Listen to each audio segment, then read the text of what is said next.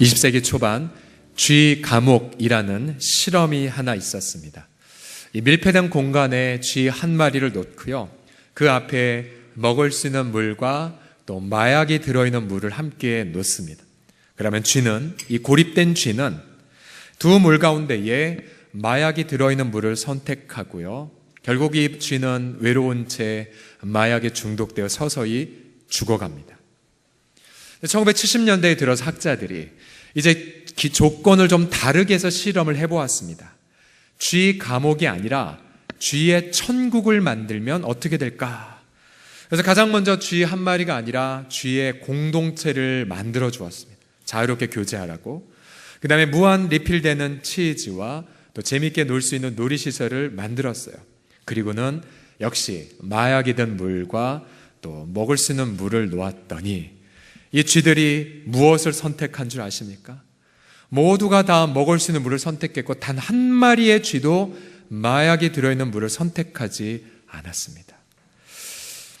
베트남 전쟁 당시 미군의 약 20%가 헤로인이라는 마약에 중독되어서 이제 사회적으로 크게 난리가 났다라고 했는데, 정작 이 미군들이 일상의 삶 속에 사회적 관계망 안에 들어가자 대부분이 모두 다 중독에서 극복했다는 사례가 있습니다.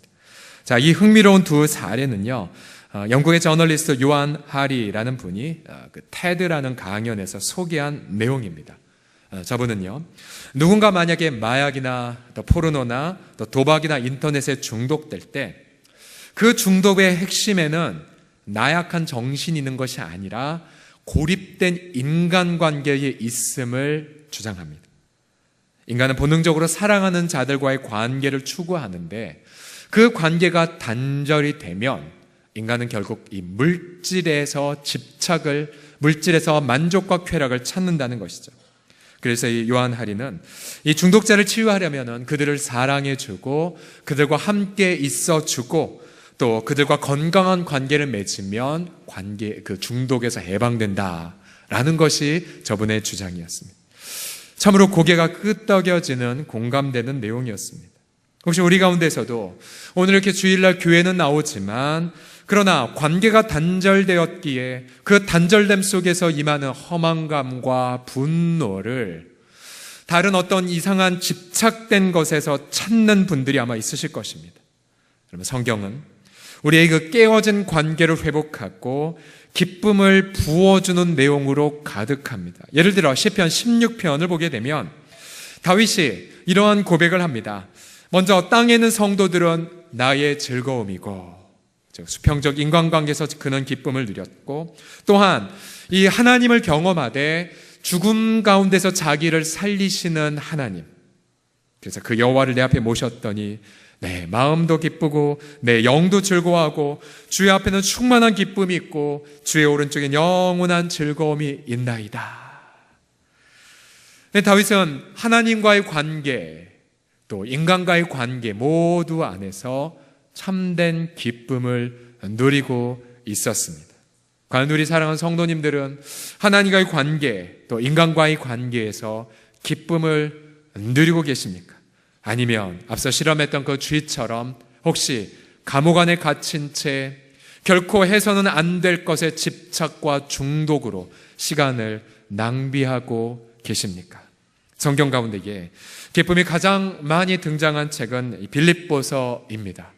이 빌립보서는 단 4장에 불과하지만 이 기뻐하다라는 동사가 11번, 또 기쁨이라는 명사가 5번, 도합 16번이나 등장합니다. 예를 들어 빌립보서 2장 18절을 보십시오. 우리 같이 읽어보지요. 시작. 이와 같이 너희도 기뻐하고 나와 함께 기뻐하라.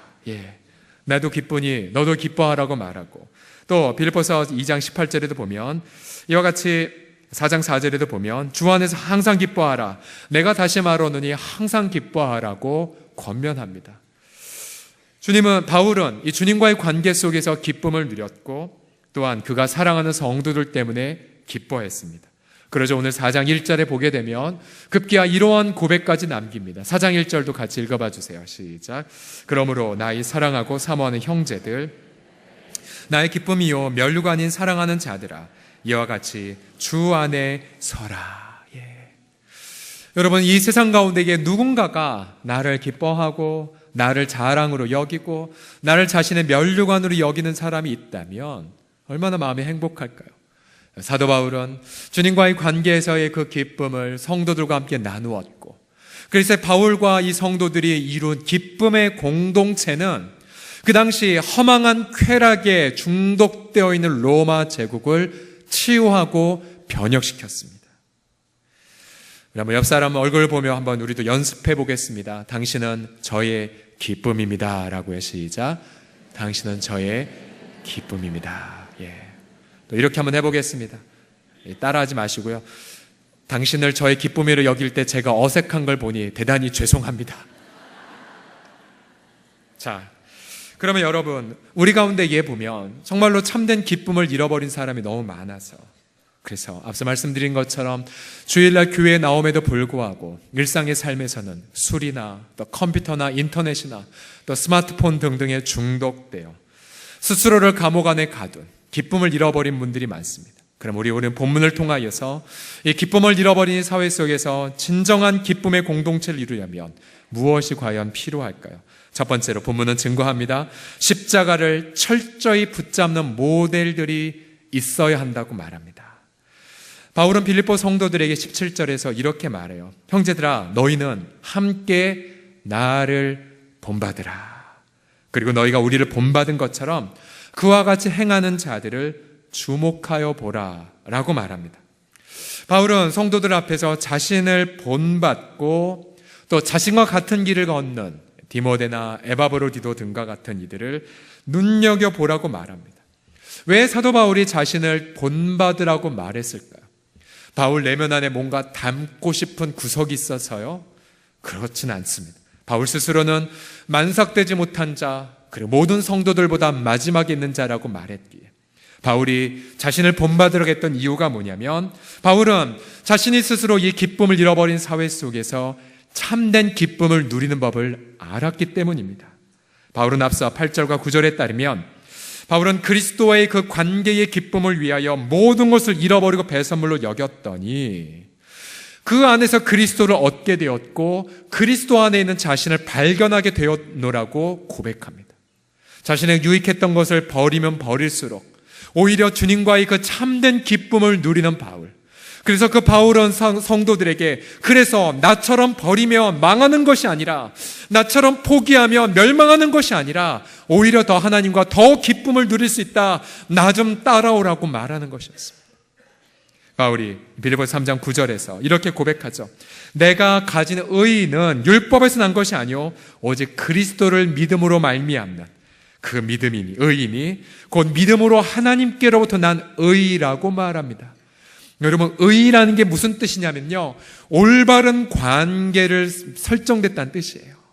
바울은 예수님이 자신의 모든 걸 희생하고 자신의 죄와 허물을 위해 죽으시자 하나님과의 올바른 관계가 예수님 안에서 되어진 것을 경험했습니다. 그러자 바울은 자신의 모든 걸 바치신 예수님 때문에 자신이 가지고 있는 모든 것들 기쁨으로 내려놓았습니다. 그럴수록 그는 하나님과의 관계 가운데에 엄청난 기쁨을 만끽하게 되었었죠. 여러분, 지난 한 주간 동안에 하나님이 부어주시는 그 기쁨을 얼마나 많이 맛보셨습니까? 바로 그 기쁨은요, 나의 노력이 아니라, 내 율법적 노력이 아니라 예수 그리스도를 믿는 믿음으로 말미암아 그 관계의 회복이 우리 가운데 임하게 됨을 믿습니다. 제가 수요일인가 목요일 날 새벽에 기도하는데 정말 하나님이 부어주시는 그 믿음의 은혜들, 제가 지난주에도 비슷한 고백을 하였었는데요, 정말 그 믿음의 은혜가 쏟아지는데요, 그 영혼의 달콤함, 그 기쁨, 그 황홀경, 정말 너무너무 감사했었어요. 내가 여기서도 하나님과의 관계의 기쁨을 맛만 보더라도 너무너무 행복한데 그럼 저 천국에 가면 얼마나 좋을까, 얼마나. 그래서 그날 아침에 크게 은혜를 받고 나서 집에까지 이제 걸어가는데 거의 뛸 듯이, 여러분 은혜 받고 마음이 기쁘면 육체도 가벼워지잖아요. 거의 막 날아갈 듯 집으로 가서 하루를 힘차게 시작한 경우가 있었습니다. 자, 이 한 공동체에 기쁨이 가득하다는 것은 이 사도 바울처럼 정말로 십자가를 철저히 붙잡는 그러한 삶, 정말 그리스도를 얻기 위하여 자신을 내려놓고 희생했을 때 주시는 그 은혜를 고백하는 이들이 많을 때입니다. 예를 들어서 제가 지난주에도 잠시 소개한 이어령 교수님의 그 딸 고 이민아 목사님, 이분이 쓰신 땅끝의 아이들이란 책을 보면 이분이 자신의 그 큰아들 유진군을 잃어버렸을 때에, 그리고 나서 어떻게 예수님을 만났는지 이러한 고백을 남깁니다. 아이를 가슴에 묻고 나니까 그때 저에게 중요한 것이라고는 이 아이 영원히 산다는 것, 이 아이가 죽어도 죽지 않겠고 영원히 산다는 것, 이 아이에게 예수님이 있었다는 것, 예수님 말고는 아무것도 저를 위로할 수 없는 거예요. 다른 것들은 아무런 의미가 없는 거예요. 그때 제가 진짜로 예수님을 만난 것 같아요. 진짜로 예수님이 나의 모든 것이 되주셨던 것 같아요. 아멘. 여러분, 이 고백은 예수님을 철저히 붙잡는 사람만이 고백하는 아름다운 고백이지 않습니까? 또 지난주 심야기도회 때 소개해드리는 그 김혜영이라는 국제사회복지사를 보십시오. 만취한 아버지가 딸이라고 그렇게 자신을 던졌기에 어렸을 때부터 척추장애를 입었고, 또 그 아버지는 자살했고, 어머니 우울증으로 평생을 고생했고, 채소를 파시는 상인이었고, 그녀는 14살부터 남의 집 식모살을 했던 분, 그러나 선생님의 전도로 예수님을 만났고 아프리카 보츠와나의 직업 편물 교사로 14년 동안 무료로 봉사했던 분, 키가 134cm밖에 안 되는 분, 그러나 나중에 이분의 아름다운 봉사의 삶에 청와대에서 초대하여서 훈장을 수여했었죠. 이분이 훈장을 받는 날 어머님과 함께, 그토록 고생했던 어머님과 함께 청와대에 가서 훈장을 받았던 날, 어머님의 인생, 남편은 죽고 자신은 그렇게 평생을 고생하며 살았지만 그런 예수님 때문에 이런 아름다운 딸의 열매도 경험하게 한 어머님의 인생, 두 모녀가 정말 눈물을 흘리며 큰 위로를 받았다는 아름다운 고백이 저 책에 있습니다. 김혜영 분이 이렇게 고백을 합니다. 하나님을 잃어버리지 않고 하나님과 친구가 되기 위해 내 안에 무엇인가를 세팅해 놓으셨다. 바로 나의 작은 키다. 그 이후로 내 키가 이만한 것이라면 진실로 나의 나됨은 하나님의 은혜다. 아멘. 이처럼 십자가를 철저히 붙잡는 분들이 많을수록 우린 이분들의 삶의 고백과 삶을 보면, 여러분 지금 이 두 분의 간증을 듣고 마음이 어떠셨어요? 마음에 뭉클한 기쁨이 임하지 않습니까? 세상 사람들이 고백할 수 없는 기쁨, 세상에 더 얻을 수 없는 그 기쁨, 하늘의 그 기쁨이 십자가를 철저히 붙잡는 사람들의 삶 속에 울려 퍼지고 있습니다. 저는 우리 서울홍성 공동체에서도 정말 이러한 십자가를 철저히 붙잡음으로 하늘의 기쁨으로 체험받는 건강한 모델들이 많이 나오시기를 예수님의 이름으로 간절히 축복합니다. 옆 사람 보며 이렇게 연습합시다. 제가 그 모델이 되기를 소원합니다 라고 시작. 제가 그 모델이 되기를 소원합니다. 두 번째로, 기쁨의 공동체를 이루려면 본문은 무엇을 말하냐면요, 선명한 복음의 잣대가 있어야 된다고 말합니다. 18절을 다 같이 읽어보죠. 시작. 내가 여러 번 너희에게 말하였거니와 이제도 눈물을 흘리며 말하노니. 여러 사람들이 그리스도의 십자가의 원수로 행하느니라. 바울은 애통한 마음으로 십자가의 복음을 거스르는 자들을 언급합니다. 이들은 19절에 따르면 예수님의 복음을 거부하고요, 또 저들의 하나님의 배라고 하죠. 즉 육신의 정욕과 우상을 숭배하는 자들이었습니다. 바울은 어떠한 삶이 복음을 거스르는지를 명확하게 밝힙니다. 그리고 복음을 거스를 때에 우리의 허물과 죄로 인하여 결국 그 끝이 멸망이란 것을 명시하죠. 그러나 바울은 그들을 향하여 정죄하거나 또 그들을 혐오스럽게 생각하기는커녕 오히려 그들을 마치 자녀를 잃었을 때의 부모가 흘리는 애통의 눈물처럼 그들을 향하여 애곡의 눈물을 흘립니다.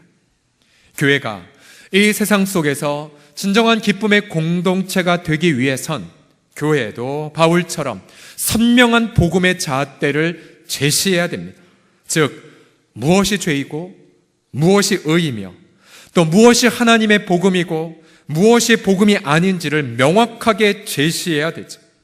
교회는 그의 가르침과 삶을 통하여 부활의 능력과 또 그리스도의 고난에 참여함을 동시에 설파해야 됩니다.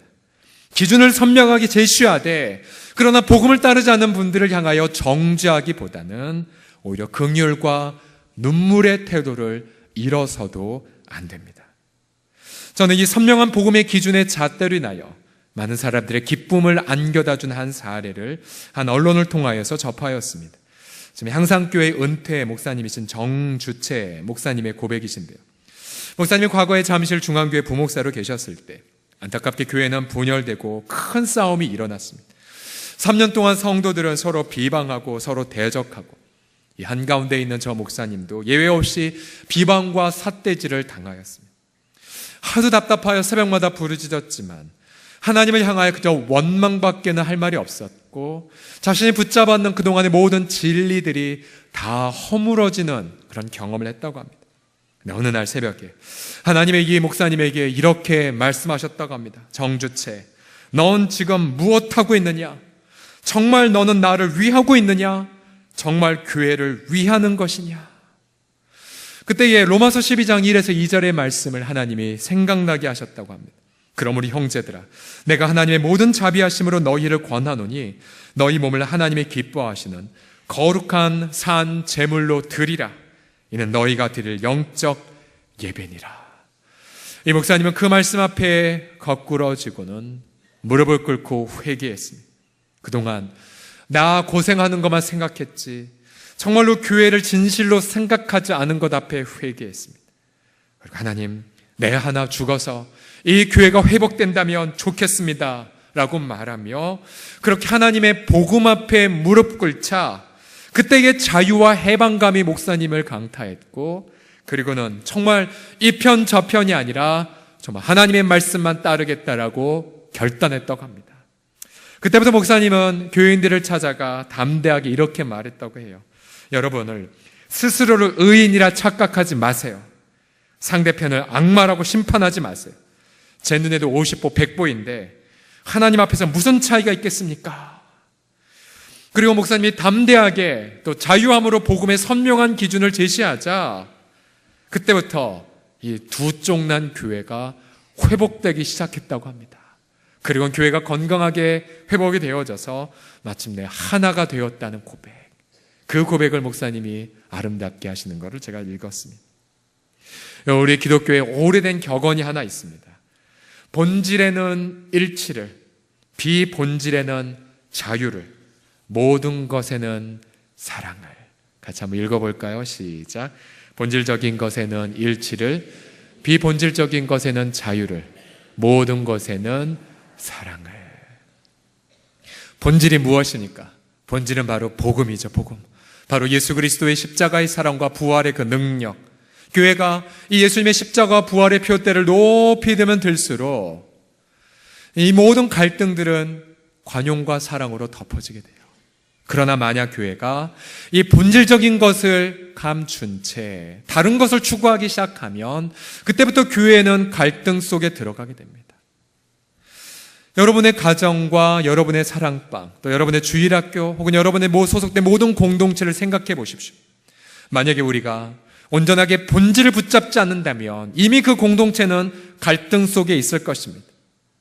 저는 그런 선명한 기준을 우리가 모두가 높이 들되, 그러나 그렇지 않은 분들을 향하여 정죄하기보다는 애통하는 마음을 갖고 함께 나아가게 될 때에 그 공동체는 하나님 앞에서 아름다운 기쁨을 경험하게 하실 줄을 믿습니다. 저는 저와 여러분 모두가 다 가정에서든 일터에서든 복음의 선명한 기준을 높이 선포하고 그렇게 기쁨을 이 세상 가운데 나누어 가는 기쁨의 공동체를 이루시기를 예수님의 이름으로 간절히 축복합니다.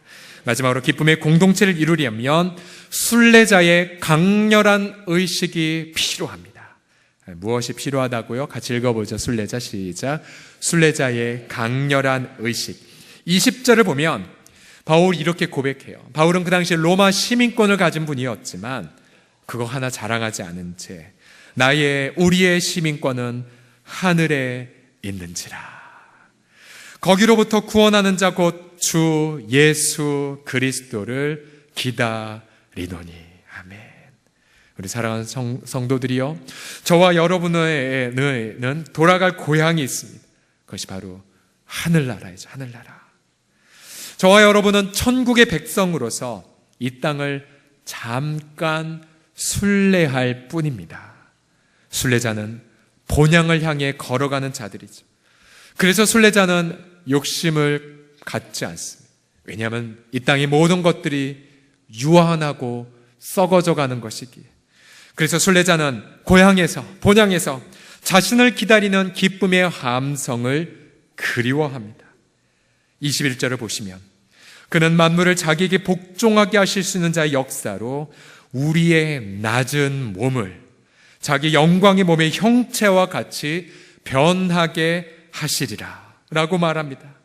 여기서 이 낮은 몸이란 뜻은 뭐냐면 헬라어로 타페이노시스라는 단어인데요, 이 단어가 구약 성경에 어디 사용된지 보니까 이런 데에 쓰여졌어요. 예를 들어 하갈이 사라의 학대를 받았고 도망갈 때 쓴 단어가 학대가 이 타페이노시스입니다. 또 한나가 불임으로 인하여 고통할 때에 그 고통이 바로 이 타페이노시스고요. 또 이스라엘 백성들이 400년간 노예살이하며 처절하게 살아갈 때 그들의 고통도 이 단어입니다. 결국 이 단어는 단순히 낫다라는 의미가 아니라 우리가 인생 중에 겪는 모든 고난들, 버림받고 학대받고 갇히고 병약하고 죄를 짓고 버림받는 모든 것들, 그 모든 것들 뭉뚱그린 말이 낮은이라는 뜻입니다. 저와 여러분의 인생이 이처럼 눈물과 아픔이 많은 이유가 무엇입니까? 그래서 우리의 이 고난 많은 이 몸을 갖고 있기 때문이죠. 고난과 시련도 힘들고 또 우리 내면 안에 있는 죄성, 하나님과의 관계를 끊임없이 깨트리려고 도사리는 죄성, 나의 죄도 감당하기 힘든데 나의 배우자의 죄, 우리 자녀들의 죄성으로 인하여 우리는 끊임없이 처절하게 주 앞에 고개를 숙입니다. 그러나 사랑하는 성도들이여, 여러분 이때에 우리는 눈을 들어 저 부활 승천하신 예수 그리스도를 바라보십시오. 우리 예수 그리스도께서는 이 고난받은 이 인생의 시련이 많은 우리의 낮은 몸을 당신과 같은 영광의 몸으로 바꾸실 준비를 모두 다 마치시고 지금도 우리를 위하여 쉬지 않고 기도하고 계심을 믿습니다. 우리 예수님은 우리를 통하여서 마침내 학대가 가득한 인생을 자유의 인생으로 만들어 가십니다. 가난으로 눈물 흘리는 인생이 하늘의 부유함을 노래하게 만드십니다. 자신의 허물과 죄로 고개 숙인 인생이 하나님의 거룩과 진실로 가득히 채워지는 황홀함을 경험하게 하십니다. 죽음을 두려워하던 인생이 영생의 기쁨을 찬미하도록 오늘도 성령으로 함께하여 주십니다.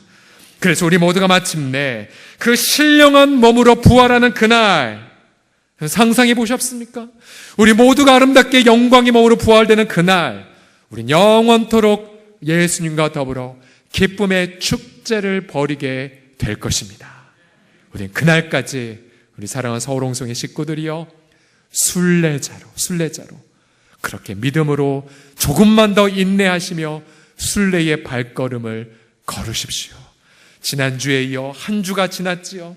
그것은 하나님 내 고난이 언제 끝납니까? 그것이 아니라 이제 고난의 끝, 영원한 영광의 날에 들어간 날이 또 한 주간 다가온 것입니다. 할렐루야. 옆 사람 뭐 말하겠습니다. 천국에 들어갈 날이 더 가까워졌습니다라고. 시작. 천국에 들어갈 날이 더 가까워졌습니다. 18세기에 영국 경제가 노예 무역을 통해 막대한 수익을 거둘 때였습니다. 그 당시에 영국은 150년 동안 무려 200만 명의 아프리카 흑인들을 납치해서 미국으로 수출하였는데요. 그 당시 영국 국가 재정의 수입의 3분의 1이 노예 무역을 통해서 얻어졌다고 합니다. 그 당시에 이 지옥과 같은 노예 수송선에서 보통 흑인들 4분이 타면 한 사람은 죽어나갔지만, 그러나 그 당시 영국의 정치권과 타락한 교회들은 일말의 가책도 느끼지 않았습니다. 오히려 저 사람들은 함의 후손이고 함은 노예가 된다고 했으니까 괜찮아 라는 양심에 화인 맞는 발언들이 많았습니다. 그때에 이 존 뉴턴 같은 목회자들은 회심하여 노예무역은 하나님의 형상대로 창조한 인류를 짓밟는 죄악이라고 강렬하게 선포했었죠. 그때에 이 영국의 의회의 한 젊은이가 이 존 뉴턴 목사님의 가르침에 너무 감동되어져서 본인도 신학을 하고 싶은 마음으로 상담차 목사님을 찾아갔습니다. 그런데 이 목사님이 정말로 중요한 충고를 하나 내립니다. 그 충고가 영국의 역사, 아니 세계 역사를 바꾸었던 시작점이 되었는데, 그 목사님은 이 청년이 신학교에 들어온 것을 거부하고, 자네 하나님께서 말이야, 신학교의 소명 이상으로 더 중요한 소명이 있어 당신을 그곳으로 부르셨는지 누가 알겠는가? 이 청년은 돌아와서 열심히 기도합니다. 그런 1787년 10월, 이 청년이 27살이 되던 해에 자신의 일기장에 자신은 왜 이 땅에 존재하는지에 대한 소명의 깨달음을 이렇게 적습니다. 전능하신 하나님께서 내 앞에 두 가지의 큰 목표를 두셨다. 하나는 노예 무역을 금지하는 것이고, 다른 하나는 악습을 개혁하는 것이다. 바로 이 청년이 윌리엄 윌버포스, 바로 하나님의 정치가라는 별명을 가진 깨어있는 양심이라고 일컫는 분이었죠. 그는 이때부터 목숨을 걸고 노예제도 폐지 운동에 헌신합니다. 150번이나 걸쳐 대국회 논쟁을 했고요. 그러나 이 기득권은 움직여지지 않았습니다. 오히려 이 사람을 핍박하고 상해의 테러의 위협도 가했죠. 그러나 포기하지 않았습니다.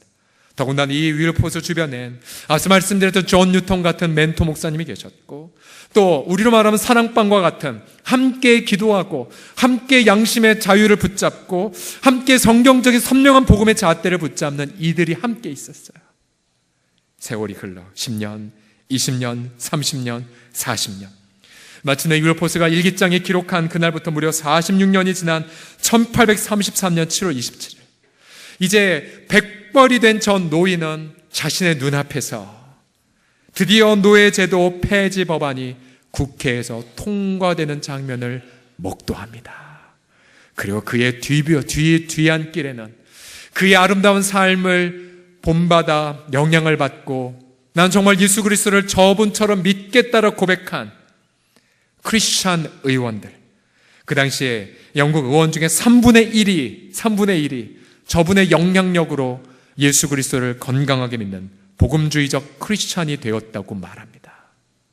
결국 이 폐지 법안이 통과되고 나서 수많은 이들이 노예에서 해방되어 기쁨의 찬미를 부르게 되었고, 결국 사회는 건강한 기쁨, 건강한 관계의 공동체가 세워지는 아름다운 기틀이 이때에 세워지게 되었지요. 우리 사랑하는 성도들이요, 우리는 순례자로 이 땅을 살아갑니다. 그러나 이 시대, 기쁨을 잃어버린 이 시대 그대로 내버려 둘 수 없습니다. 왜냐하면 우리에게 주신 기쁨이 영원하다고 믿는다면, 영원하지 않은 것 때문에 영원한 것 같은 자신의 인생을 낭비하는 이 인생들을 보며 우리 교회는 과연 무엇으로 이 사회에 응답해야 되겠습니까? 우리가 이 사회의 뉴스를 통하여 날이 갈수록 더욱더 끔찍한 그런 보고를 받을 때마다 우리는 눈물의 애통을 가지고 이 사회를 위해 기도해야 되죠. 하나님, 이 시대에 진정한 기쁨을 잃어버린 이 시대 속에서 우리 교회 공동체가, 우리 교회뿐만 아니라 한국교회가 진정으로 이 세대에 잃어버린 기쁨을 회복시켜가는 진정한 기쁨의 공동체가 되게 하여 주시옵소서라고요. 그리고 무엇보다 기쁨을 회복시켜주는 지도자들이 우리 가운데에 일어나게 해달라고요.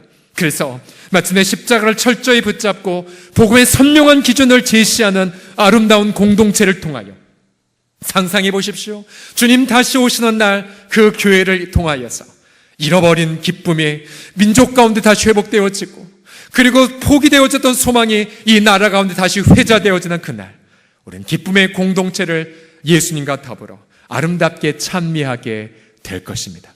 그날까지 믿음으로 힘차게 순례의 걸음을 걸어가는 우리 아름다운 서롱송이 모든 식구들이 다 되시기를 예수님의 이름으로 간절히 축복합니다. 기도하겠습니다. 우리 다 같이 자리에서 기립해 주시겠습니까?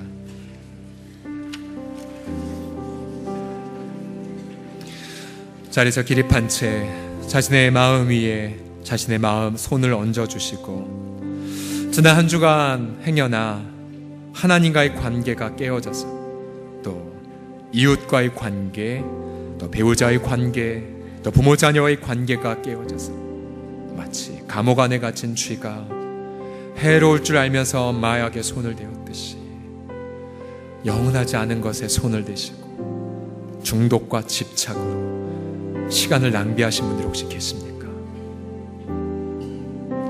하나님과의 관계에서 기쁨을 잃어버리면 사람에게서 찾고자 하지만 사람은 신뢰의 대상이 아닙니다. 사람은 그저 사랑과 섬김의 대상이죠. 사람에서 관계를 찾지 못했을 때에 우리는 돈이나 술이나 텔레비전이나 스마트폰이나 음란물이나 우리는 그것에 기쁨을 찾으려고 스스로를 속이지만 그 끝은 허망감과 허탈감 뿐입니다.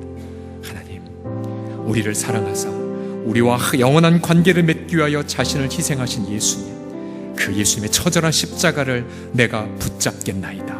우리 가운데 부활의 그 기쁨, 관계의 그 기쁨 임하게 하여 주셔서 하나님 한 분만으로만 만족해 하는 우리 모두가 될 수 있도록 동성으로 다 같이 기도하겠습니다. 아버지 하나님이시여, 간절히 악망하며 사모합니다. 하나님 아버지요, 우리 사랑하는 이 땅의 모든 예수 믿는 성도, 아버지 하나며 이 땅에 자신을 아버지 하나며 바치고 하나님 우리와 하나님과의 관계를 화목하기 위하여 자신을 바치신 예수 그리스도, 주님 그분만을 바라보며 아버지 하나님이시여 온전히 우리 모든 성도들의 내면 속에 아버지 그리스도의 십자가로 말미암아 하나님과 원수된 것이 다 무너졌던 것을 발견하고 주님 기쁨을 누리며 아버지 하나님이여 그렇게 하나님과의 관계의 회복을 누려가며 또한 그 은혜 안에서 우리 사랑하는 가족들과 또 우리 사랑하는 성도들 가운데에 아름다운 건강한 공동체를 이루어가게 하여 주셔서 세상이 줄 수 없는 그 기쁨, 아버지 하나님이 주신 그 부요한 놀라운 그 기쁨을 만끽하며 아버지 이 세상 속에 진정한 기쁨의 공동체를 이루어갈 수 있도록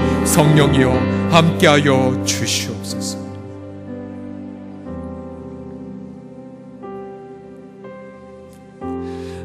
만일 예수님께서 자신의 육체를 희생하지 않으셨다면, 만일 하나님 아버지께서 자신의 전부와 같은 독생 성자를 내어주지 아니하셨다면 주님, 우리는 지금도 허망한 우상에 매여 시간을 낭비한 채 여러 중독과 집착에 그렇게 인생을 낭비하고 있었을 텐데, 주여 우리를 파멸해서 구속하여 주심을 찬양하나이다.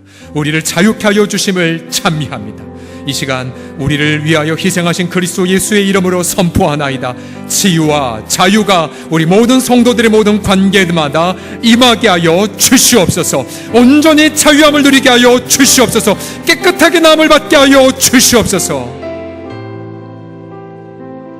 기쁨을 잃어버린 이 사회 속에 정치와 경제와 교육과 문화, 예술 모든 영역들마다 아버지 참되신 하나님을 잃어버렸기에 무수하게 많은 만몬신과 쾌락의 신이 통치하는 것 같은 이 세대 속에 주여, 우리 가운데에 진정한 하늘의 기쁨을 맛본 순례자들이 일어나 이 땅의 모든 각 영역 속으로 들어가 저 영국 사회를 변혁시킨 저 윌리엄 윌버포스처럼 아버지는 건강한 이 사회를 변혁시켜가는 아름다운 지도자들이 우리 가운데 많이 일어나게 하여 주셔서 아버지 하나님, 우리 성도들로 인하여 기쁨을 잃어버린 이 사회가 진정한 하늘의 기쁨을 누려갈 수 있도록 우리들을 기쁨의 공동체로 사용하여 주시옵소서.